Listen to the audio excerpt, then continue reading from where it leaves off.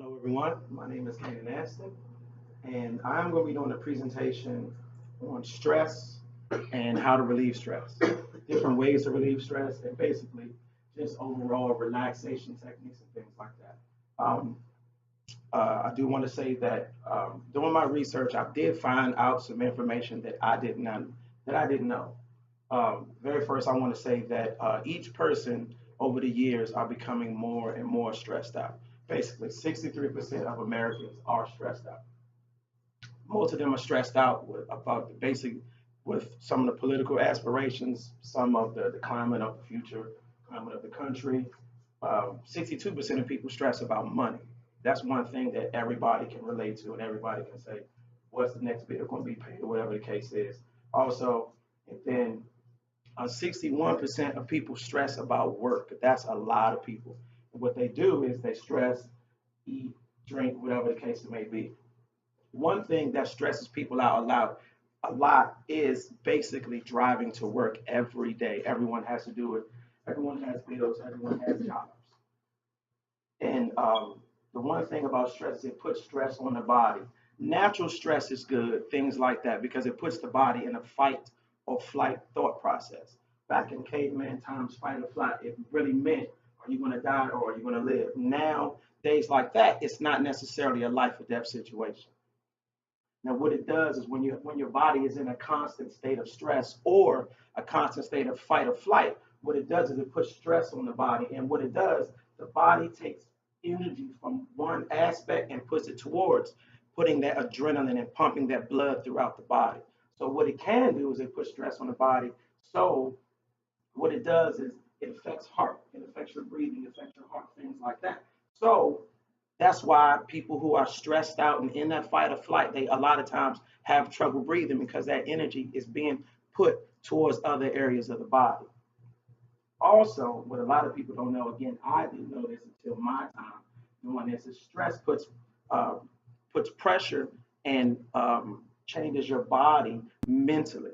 It's the prefrontal cortex. What that does, that's the front part of the brain that focuses on decision making, concentration, and things like that. And so, again, if you're stressed out, your decision making is not going to be functioning properly. That's why people do irrational things like that. Everyone has had that situation to where they say, I shouldn't have done that. I know I certainly have, whatever the case may be. Also, one thing is stress. The prefrontal cortex also helps with human interaction, social interaction. So again, if you're stressed, you're upset, you're not going to want to be in a large environment. You're going to want to isolate yourself. And again, that's something that can put more stress on you mentally and physically. Another thing that people need to realize is exercise. Exercise is one thing, is an easy way that can relieve stress, that can also keep you from getting upset, road raging at that person, throwing your shoe at somebody, or whatever the case it may be. So just 5 to 10 minutes of exercise each day, 5 to 10 minutes. It's not a very long time. Can have major effects on the body positively. One thing it can do, it can make you feel better. Serotonin and things like that begin to generate in the body that can make you feel better. Another thing you can do is weight loss. Everyone wants to lose weight. Everyone wants to get back to that high school weight that they were back in the day before they had kids, marriage, stress, and jobs, and things like that. So that's one. Those two things right there that can help out. Other things that I didn't realize, again, stress can have an effect on the body. Is your bones, is your muscles, things like that. The more you stress out, the less that you want to work out, and also can have effect on bone density as well. Those who are in an older state of their lives. Also, another thing again is your skin. Everyone wants the skin to be clear, whatever the case it may be. This is something that can also help out. One thing that I did find is you would think that it wouldn't real. It's basically called a global happiness index. And this is something that I found that in South Asia, it's a small country called the Kingdom of Bhutan.